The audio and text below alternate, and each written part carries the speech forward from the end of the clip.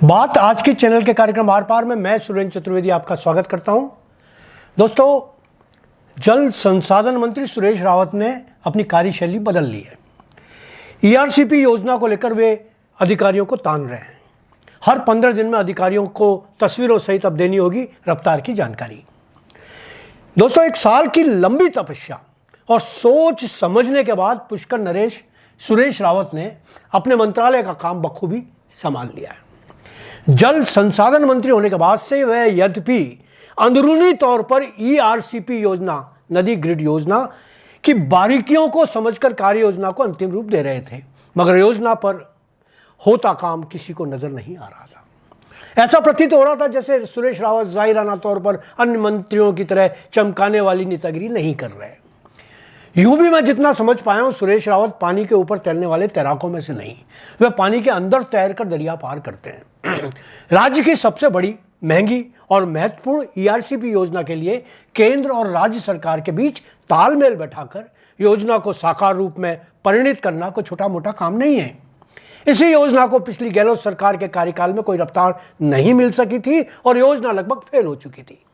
इस बार भी शुरू में लोगों को लग रहा था कि पृष्ठभूमि से गैर अनुभवी सुरेश रावत इस योजना पर इतने बेहतरीन प्रबंधन से काम नहीं कर पाएंगे, पर कल ली गई अधिकारियों की बैठक में वो मेरे विश्वास पर पूरे खरे उतरे।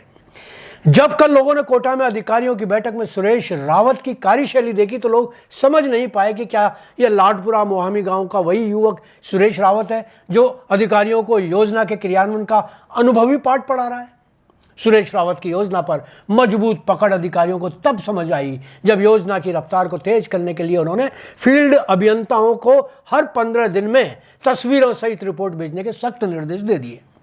कोटा संभाग के अधिकारियों के साथ आयोजित समीक्षा बैठक में उन्होंने प्रगतिरत परियोजनाओं को हर 15 दिन में भेजे रिपोर्ट भेजने और वहां का वर्क प्लान बनाए जाने की अनिवार्यता का ऐलान कर दिया।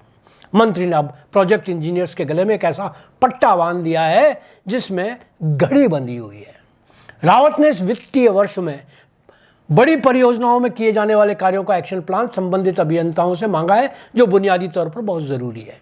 उन्होंने परवन वृद्ध सिंचाई परियोजना सहित विभिन्न परियोजनाओं के अलग अलग घटकों में बाकी रहे कार्यों के बारे में जानकारी ली।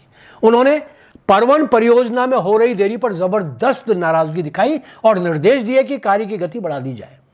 उन्होंने परियोजना के डूब क्षेत्र में आ रहे गांवों के लोगों को पुनर्वास का कार्य जल्दी पूरा करने के निर्देश दिए। उन्होंने कहा कि इस संबंध में जिला प्रशासन के साथ समन्वय स्थापित किया जाए एवं अखबारों के माध्यम से नोटिस देकर डूब क्षेत्र में आ रहे गांवों से शिफ्टिंग के लिए लोगों को समझाया जाए। इस समीक्षा बैठक में पार्वती, कालीसिंध, चंबल ईआरसीपी एकीकृत लिंग परियोजना के अतिरिक्त मुख्य महाप्रबंधक राकेश कुमार गुप्ता ने परियोजना के विभिन्न पैकेज के सहित प्रस्तावित कार्यों एवं अभी तक की प्रगति के बारे में जानकारी दी।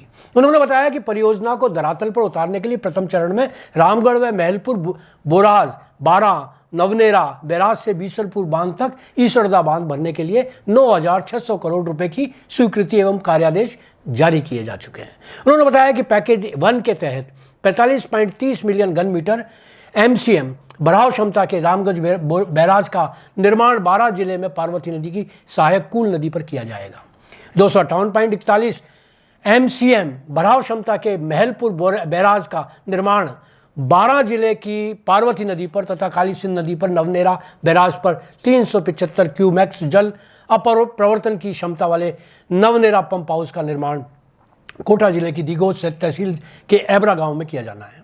पैकेज 2 के तहत चंबल क्रॉसिंग हेतु चंबल एक्डॉक्ट एवं नवनेरा बैराज से मेज एनीकेट तक फीडर नहर का निर्माण किया जाना है। पैकेज 3 के तहत मेज पंप हाउस से गलवा बांध तक फीडर निर्माण, गलवा बांध से बीसलपुर बांध तक एवं इसरदा बांध तक फीडर निर्माण के लिए कार्य किए जाने हैं। उन्होंने भूमि अवाप्ति एवं डूब क्षेत्र में आ रहे गांवों से पुनर्वास के संबंध में उठाए गए कदमों के बारे में जानकारी ली। मुख्य अभियंता जल संसाधन कोटा संभाग डीआर मीणा ने संभाग में चल रही विभाग की विभिन्न परियोजनाओं की वर्तमान स्थिति के बारे में संक्षिप्त विवरण प्रस्तुत किया। परवन प्रोजेक्ट सर्किल के अधीक्षण अभियंता अजीत कुमार जैन ने परवन वृहद सिंचाई परियोजना के प्रथम एवं द्वितीय चरण में हुए कार्यों के बारे में प्रगति रिपोर्ट प्रस्तुत की। इसके अलावा पार्वती मुख्य नहर के सुदृढ़ीकरण, हथियादे मध्यम सिंचाई परियोजना, गागरिन मध्यम सिंचाई परियोजना, तकली मध्यम सिंचाई परियोजना, सोलर आधारित माइक्रो लिफ्ट सिंचाई परियोजनाओं सहित अन्य प्रगतिरत कार्यों की जानकारी संबंध अभ्यर्थियों ने जानकारी दी। समीक्षा बैठक के बाद मेरी सुरेश रावत की लंबी बात हुई। उन्होंने दावा किया कि यह भागीरथी योजना यथा समय पूरी होगी और उनके इसी कार्यकाल में इसका लाभ राज्य के लोगों को मिलने लगेगा। उन्होंने कहा कि मुख्यमंत्री भजन लाल जी इस योजना को लेकर बेहद गंभीर हैं। वह इस योजना को लेकर लगातार उनके संपर्क में और बराबर प्रोत्साहित कर रहे हैं। दोस्तों, यहाँ बता दूं कि इस योजना की कामयाबी पर ही भाजपा का अगला सत्ताकाल जुड़ा हुआ है। भाजपा के पुनरावृत्ति इसी योजना पर निर्भर है। यही वजह है कि सुरेश रावत महानायक बनने की ओर अग्रसर हैं। मगर यहाँ यह बात भी उतनी ही महत्वपूर्ण है कि सावधानी हटी और दुर्घटना घटी। नायक, महानायक और खलनायक सभी किरदार इस योजना से जुड़े हैं। आज इतना ही, धन्यवाद।